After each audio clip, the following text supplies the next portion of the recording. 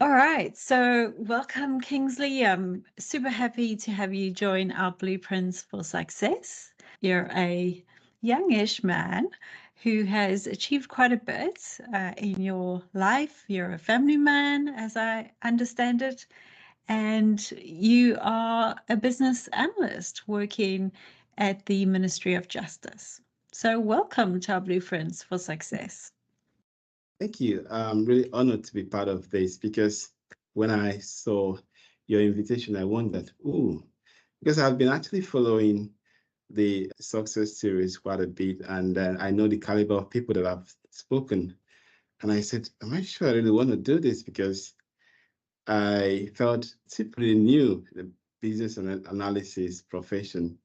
But I said to myself, you've got a story to share with someone who is even thinking of coming into the profession. Now that I'm here, I might as well tell my story. So happy to be here, happy to share my story. Thank you, Kingsley. I also want to go a little bit into your background. So you have a PhD. Congratulations on Thank achieving your you. PhD. So I was wondering what motivated you to go from what did you study, and maybe just give us a little bit of background around what was your topic and what were you thinking when you did your PhD? Okay, my background was in the academics. I graduated from the university, and right after that, my university back home in my country, Nigeria, decided, okay, we're not letting you go. So I was given one of the least positions as a graduate assistant. So right after then, I started with my master's. I said to myself, I probably want to be a scholar of international repute. And part of that is to get a PhD, right? When I started thinking about it, I said, if I want to be a scholar of international repute, I should probably look beyond my country so that I can interact with international scholars. And that was what brought me to New Zealand. So when I came to New Zealand, by the way, my first degree was in library and information science. So I see myself as a librarian. I always do. It helps me to organize my thinking very much. When I came to New Zealand, I decided to pursue a PhD in information systems. Now going a level beyond library side of things, because library itself is a system. We use quite robust information systems. So I decided to go into information systems. And I was a bit fascinated in those days about social media and what it does for the library. So I decided to pursue my PhD in social media and engagement. So the core aspect of my PhD thesis was on social media and engagement and how libraries actually can leverage the systems to promote readership, to promote library engagement from their users or customers, as you would call it. And it was quite a very interesting journey, actually, because there I began to learn a few things about elicitation, about engagement. I dealt with a particular theory called elicitation likelihood module, ELM. And to be frank with you, some of the ideas and insights that I learned from that theory, I'm actually applying now as a business analyst. And it's quite funny. I think, what am I even doing now that I can take from my PhD? And when I reflect about those things, I say, oh, this is really good. I can do this. I can use that. Of course, PhD is very scholarly. It involved you reading quite wide and in-depth as well, trying to get to the crux of the matter. Because when I started, I had these grand ideas of revolutionizing the world. My supervisor would tell me, look, just start. Tell me, Keep it just start simple. somewhere. Just start somewhere. And start and then narrow it, because he would tell me that this thing you're saying now would always change, because the word of knowledge is always incremental. So when you take up something and you build on it, and by tomorrow you feel, oh, I think I know better than this. I want to go this route. And that was the experience in my PhD. There was moments where I needed to change certain things. There was moments where I needed to discard a few things. And that was good. All of these things added to what I know. And eventually I finished, because they'll always tell you a done PhD is a finished PhD, because you don't finish, you don't Yeah. graduate. So eventually I finished in 2020. That was the year I defended my PhD. And And I was surprised when they call me doctor. And up till now, I still feel a bit surprised when they call me doctor. And that was right during COVID. And Yes. yeah, so that was quite a crazy time. And you got your PhD obviously in New Zealand. Mm, So that's really great news. mm, And so what made you choose to go into business analysis? Because uh, I know, maybe let's just talk a little bit around data and metadata and mhm, managing information, which is really a critical part of information systems and information studies. mhm. So Well, what is a natural lead into that?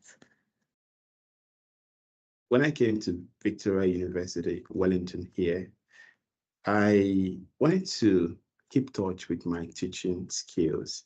I started off as a tutor, and then I made a mark. I was given the role as a teaching fellow. I've been teaching fellow means I can handle my course, I can put it together and deliver it to just the way I want to. So I was traditionally a lecturer now, but not really full time, so to say. But like when COVID happened, there was a really huge impact on the university system and still is. So the university had to make a lot of people voluntarily redundant. I had to make a fast and quick decision. I said, if I should move on, what can I do?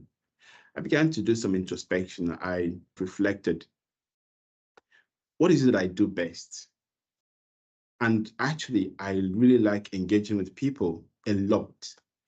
And in the course of the university, I've taught quite some courses on enterprise architecture. I've taught some business analysis. I've taught a few things around business information systems. And then two things came to mind. I said I could do something around data, maybe research and development. But I said that will probably make me fix my eyes on my computer 5 to maybe 8 hours of the day and 40 hours of the week. I said that's not really what I want to do. And I think I had a conversation sometime. One of my colleagues back in the university those days said, look, have you thought about business analysis? And I became interested in saying this.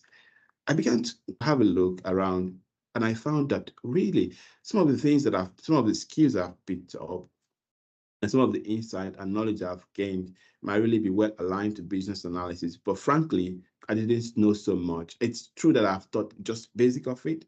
There's a difference between teaching and practice, right? Yeah. So I realized that for you to be able to really do this, you have to get into it. So I began to just take some online courses, get some knowledge, talk to people and all of those.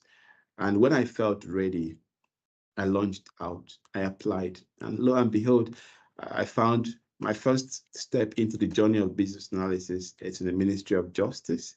So I started as a strategic business analyst, so which is in the business side of things. Yeah. But after a while, I felt, I think to be able to really utilize some of the key skills that I'm learning, I need to get into the project side of things.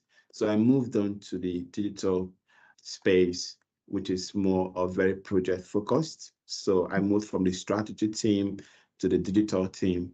Yeah, and I'm really enjoying it. That's great. I agree with you around the experience part of things. There's so much to learn and then teach. So you Mm, learn, experience, teach, because there's nuances in business that give you insight that you just don't get in books. Obviously, books are fantastic, but so I'm not saying that's a bad thing or anything, but just those really understanding how people interact, what matters to the business, how the different environments have different outcomes and approaches and those type of things. Yeah, I think it's quite important. absolutely agree. We spoke a little bit around your involvement of business analysis. We spoke about some of the key experiences that came to your turning point. In your own words, how would you describe the importance of business analysis considering things like AI, various technology, policies, all of those kind of things, what do you see the value of the role of business analyst? That's a tough question, given that I'm so young. I'm still very young. But from what I've seen, this is going to be actually my third year into being a real business analyst with a title of a business analyst is an enabler. So I found this really nice quote in one of my readings. I think I wrote it down. Let me quickly just say it, if you don't mind. Here's what it says. It says, business analysts do not exist to elicit, document, and manage requirements. They exist to enable change in an enterprise by defining needs and recommending solutions that deliver value to stakeholders. So a business analyst is a change enabler. No matter what comes, no matter what arises, they are there. So if you want to really enable change in your organization, you need a business analyst. If you want value, you need a business analyst. If you don't want to get a solution and start looking for problem, you need a business analyst, because sometimes people get a solution and then they begin to try and fit the problem into it. No, you need a business analyst to help you understand the problem. And from that, work backwards to the solution. Great. So now the AI itself is an enabler also, just like business analysis. It's an enabler. So we can also bring in the AI into the mix and enable it to do what we can do better. Like any other technology, it makes us a bit more efficient, but it shouldn't replace the fundamentals of what we can do as human. And what is that? Our ability to think. Now, human being is the only species on planet Earth that can think. And I tell you what, the problem we face in the society today requires those who can actually think critically, to understand the fundamental of this, the foundation of all of these things, and help bring about the solution to them. So if we really get our ability to think to AI, it might serve some temporal advantage, but in the future, it might do us no good, because we need leaders who make decisions from a quality point of view and a quantity point of view as well. And that is someone who can actually think. So let's use AI. I'm all for AI. I have been learning about AI. I want to use it to enhance what I do, but I don't want to really get my ability to think. So bringing some aspect to it, which is context, because AI is like a tool which might not really give me the context that I need. So my person, when I step into the mix, I am able to say, okay, from all of this information that I have, what is context? What is the context that I can take out of it? Because my experience as a business analyst, I think context is key to every success that I have experienced, especially given the environment that I work in. I work in the justice. So context is actually very important. And if I want to use that tool, I want to always put at the back of my mind, what is the context? What is the context? Context is key. That's just what I like to say. Yeah, they say that's the role of judges, is really to understand the context and apply the law. It was quite interesting when I heard that, because often people think it's just applying the law, but it's actually a contextual role, where it's understanding the situation and applying the law. Sometimes that context could be cultural. Sometimes you can look at historical antecedents. Sometimes you might also consider some circumstances surrounding that reality, and you're able to say, okay. And sometimes you also bring empathy to it as well. These are all contextual things that you bring into the mix, actually. Absolutely. And the other thing with business analysis, or any kind of profession that's critical thinking, we do have to research both qualitative and quantitative information. We have to be able to categorize that information. We have to be able to see what what value that information provides to the organization or the business unit or whoever it might be. So I think that's an important part of understanding not only the AI, but understanding what we're doing as business analysts at the end of the day. Absolutely, absolutely right. So looking ahead 5 to 10 years, let's say, you've probably got a lot more years than that in your career. But looking ahead, what do you see happening? Are there any specific trends that you'll be looking at following? Do you expect any shifts in analysis, architecture, AI? What are your thoughts? Sometimes when people ask me about my thought, I said, thoughts are very subjective because what I think might not always be the right thing, right? But I have done some little bit of assessment and I realized that the foundation of knowledge hasn't actually changed. What It do you mean? hasn't. Yeah, what I mean is that, so I did a little bit of philosophy back in the university, and knowledge itself has some philosophical roots. That is why when you attend a PhD, they don't give you Doctor of Information Science, they give you Doctor of Philosophy. Yeah. It has a lot of, that's the philosophy undertone. So what has happened is that it started with philosophy and then began to branch out. And at some point, it began to come together again. And that is what has happened over the years throughout history.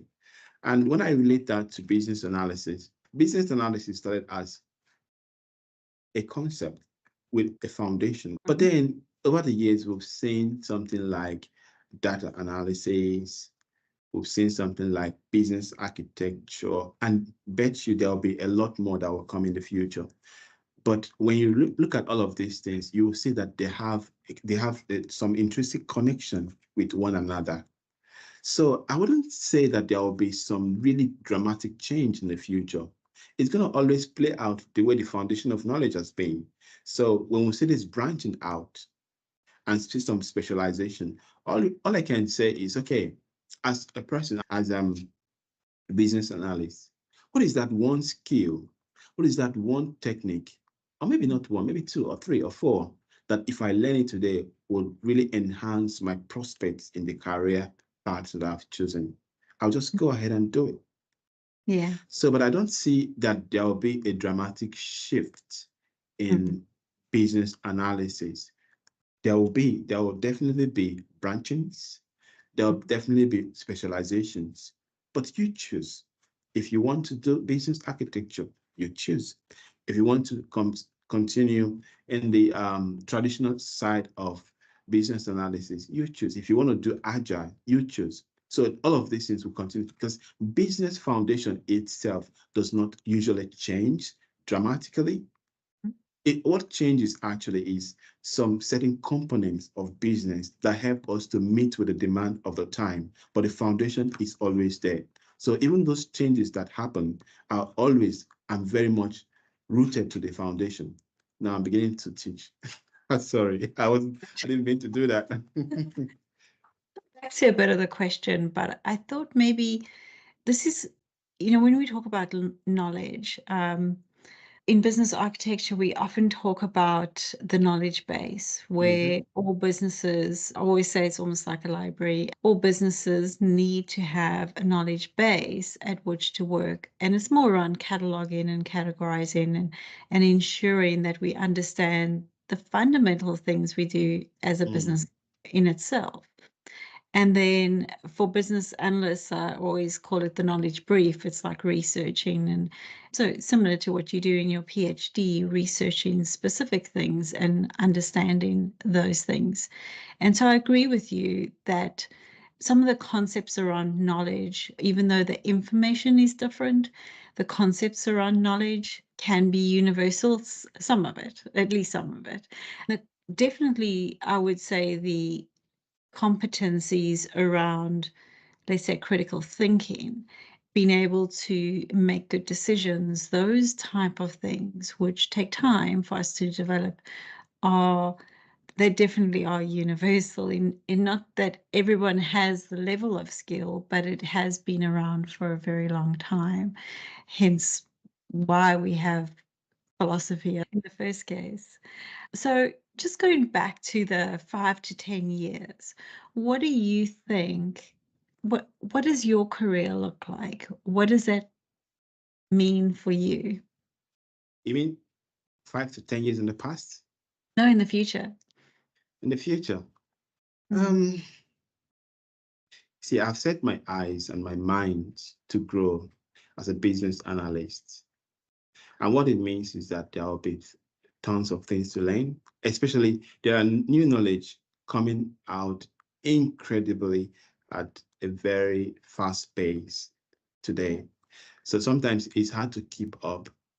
But what I do is I ask myself, what is those things that you think are essential to help you become a leader in the future? Because as a business analyst, I started as a generalist, right? And then at some point, I began to apply that knowledge. At some point, I want to be an expert, right? And then I want to be very skilled at what I do, and then maybe a strategist in the future. Look at between now, 5 to 10 years, I probably want to be operating as a strategist because I feel that I'm passionate about the profession and I am willing to learn. There's a lot to learn. There's a lot I don't know. And I am always looking forward to connect with people like you who know a lot about the profession, about the domain, and to learn a lot from them. So I want to be able to see beyond what my eyes can see. Mm-hmm. And then if it entails studying as much as I can, if it entails learning as much as I can, if it also entails connecting with people that I think will provide that value, I'll definitely do that. Success itself is predictable. Why? Because it is based on principle. So there are certain things you would do, and when you align yourself with those principles, it will deliver the result that you require. And the way I have positioned myself, I am willing and happy to take and apply those principles.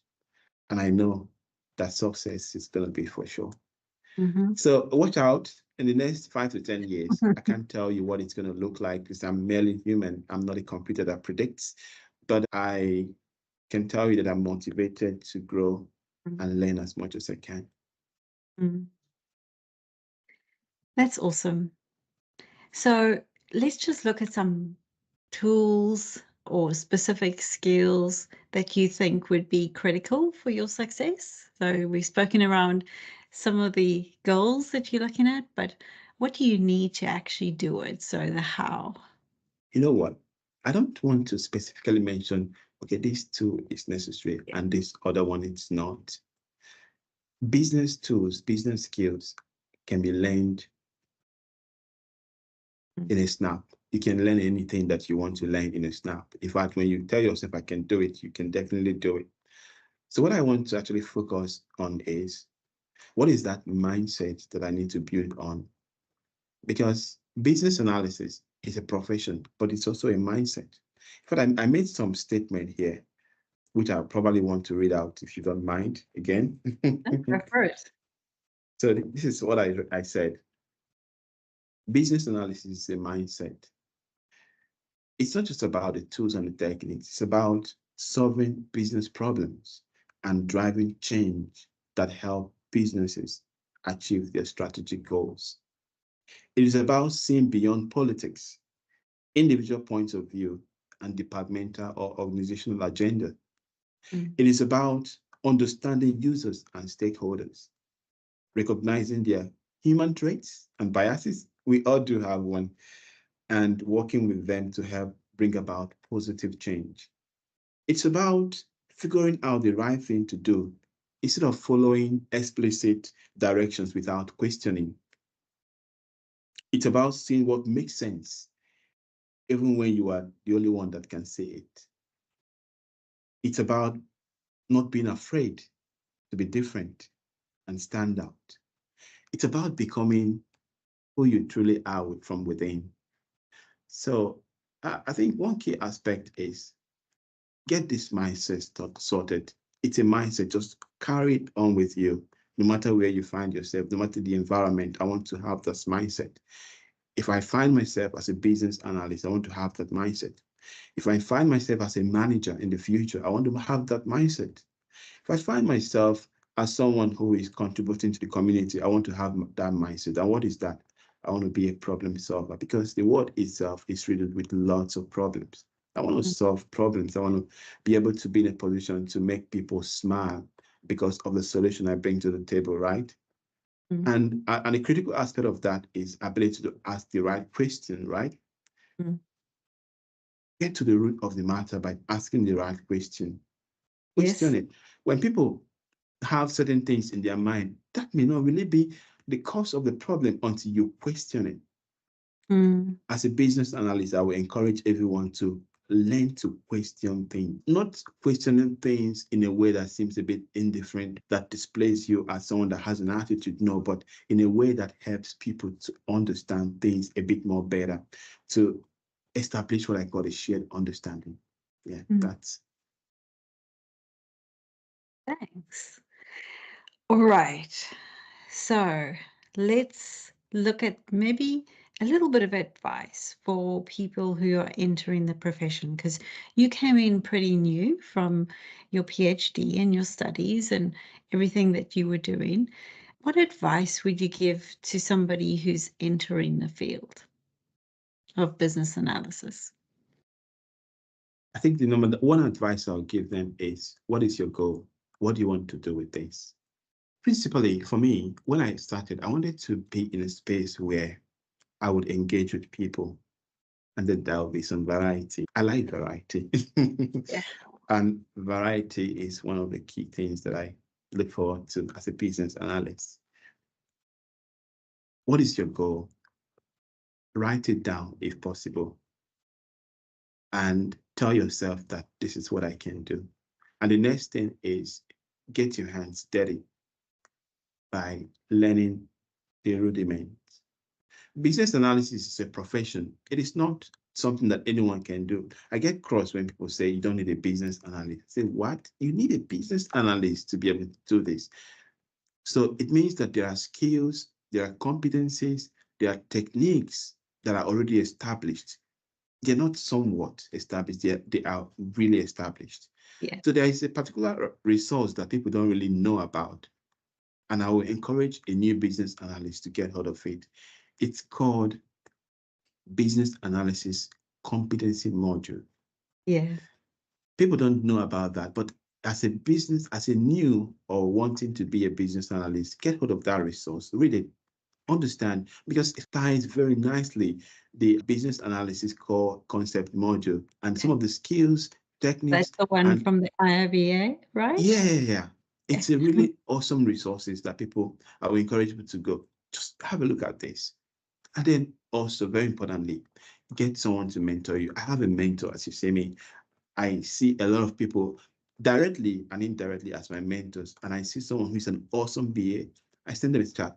What sort of book do you read? Because of my academic background, I read quite a lot. And it shapes my thinking. It helps me to process things very fast. And don't be shy. Just get something, read. Just get something to read. Ask the person, can you be my mentor? If they agree, fantastic. If they don't, go to the next person. They are really great, awesome BAs that are really willing and happy to help. Just like you, organizing this success series, it's something awesome, I think, contributing to the business analysis community. And a lot of people will listen to this and say, wow, I think I want to be a BA. Yes, go for it. You can do it. Thanks, Kingsley. Last question. I'd like to ask this question. I haven't quite answered it myself yet, but if you could go back in time, what would you do differently? We are Or all what would you human. tell your young self, your younger self? Okay, so my younger self, I'll tell my younger self, be bold. And I'll tell my younger self, don't rest on your OSs. When I finished from the university, I was top of the class. And the university said, "Oh, we don't want to let you go. Come stay." And that top of the class import mentality, I felt, held me back for a little while. I felt, oh, I have made it. I've achieved this. I was the first person to make it in my university. And I have to say it held me back. So what I can say is that your past success is a destroyer of your future success. Why do I say that? If you fixate on it and it incapacitates you from moving beyond that. So I fixated on that a lot, and it slowed me a lot. It slowed me quite a lot. I should have been doing a bit more than I am doing today if I had not been slowed by my past success. But I have learned my lesson, actually, and I can tell my younger self and anyone who cares to listen, when you achieve a thing, just look beyond that and look for the next adventure. There's a lot more uncharted territories.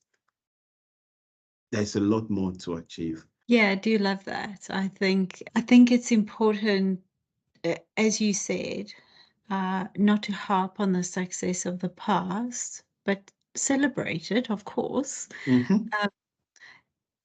but realize that there's more to come. That's not the end. So that's a great story. Thanks, Thank you. Kim. So in closing, do you have any way people could contact you? What is the best way if they have questions?